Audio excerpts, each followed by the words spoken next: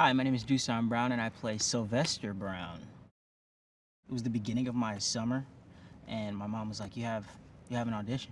It's like, okay, sure. And it was the audition for this.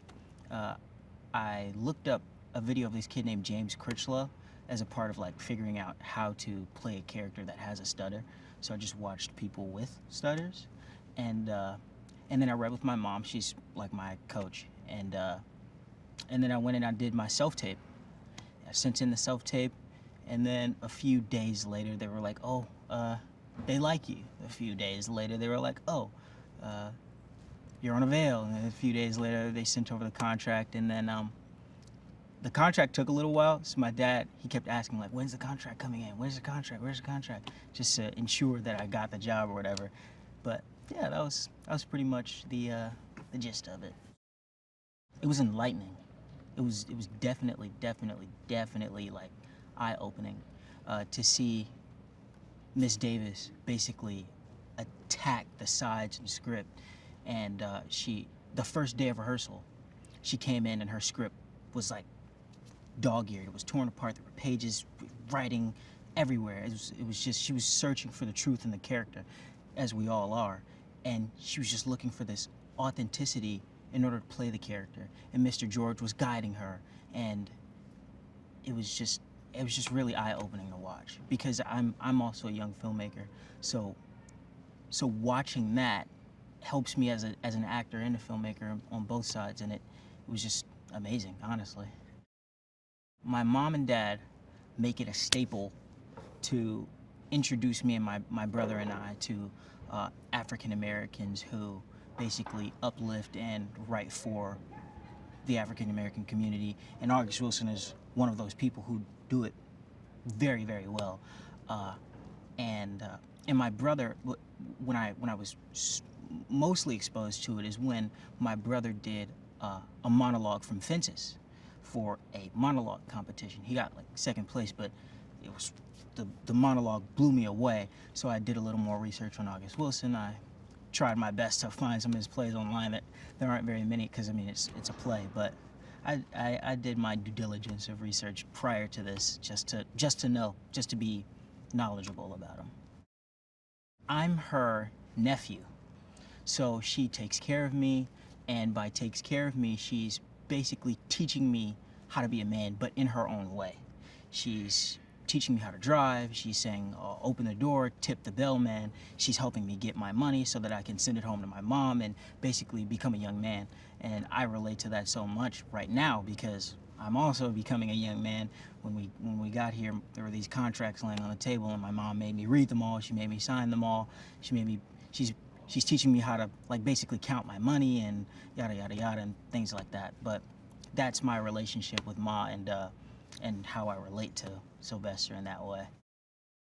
I would describe it as a film that's searching for the truth, and each character is finding their own purpose and finding out how to deal with things internally and externally. Ma's dealing with something externally where her managers and her manager's overseer is basically taking advantage of her. My character is dealing with my stutter, and Levy's character is dealing with a lot internally. So I would describe it as a film where everybody's searching for something. It's important to her because she's a woman of her word. She said she promised my mom that I would be on the record. She promised me that I would be on the record. And I feel like she wants me on the record to help me overcome my stutter, as a way to basically put me under pressure and say, this is how you deal with pressure, first of all, and this is how you overcome whatever obstacles that you're going to face in your life. You just go up and you just do it. And that's a lesson that I would learn and that Sylvester has learned. When something is in your way, you just do it, and eventually you get it. It's a dream come true, honestly. And I know that's like cliche to say, but I've looked up to this guy for, I'm only 17, so I'd say about 17 years. And meeting him, they say never meet your heroes, but that is definitely not true for him. he sat down and he spoke with me and my mom for quite a while. We had conversations about his childhood, about his family, and I chimed in, and he was very like personable. He listened, and it's just like mind-boggling how humble and how amazing of a person he is. And that's not just like, I'm not just, he really is this guy. Like I can't really explain it, but that's the best way I can. My dad is a huge blues, jazz, a huge music fan. He had a barbershop called Blues Barbershop, actually, and he exposed me to blues music. So yes, I was exposed to Ma Rainey's music and the people like B.B. King and those guys at a very young age. So when I got the audition, they were like, Ma Rainey's Black Bottom. I obviously knew, like, oh, this is the mother of blues, basically. So it was great to know. I regret this so much because I hear so much about it, but there's a scene there's the tent show, and everybody keeps talking about the tent show and how Viola basically transformed into this. Well, she transforms every day, honestly, but this particular day, she transformed and she was lip syncing, and everybody thought it was this and this and this, and I regret not being there to see it. But on a day-to-day basis, she's just amazing. When they say action, she becomes this resilient, amazing human being. And when they say cut, she's fun, she's loving, she's, again, still resilient, but it's just a switch comes on, and she just changes. Oh, yeah, I did get to see her sing because we did a recording studio scene, and she had to sing the song for the record, and it was just amazing. She had this big smile on her face, and I couldn't sense Viola Davis. I could only think of Ma Rainey. I could only see her as Ma Rainey.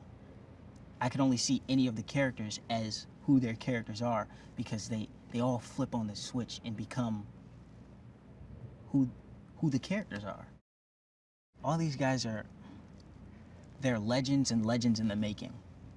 So the first day, I'll be 100% honest, I was nervous, but they made it a comfortable setting for me to, I guess, open up and talk to them and joke around, and they're all really, really, really great guys. They're all funny. They're all compassionate, and they're just great guys. They're legends and legends in the making. That's the best way to put it.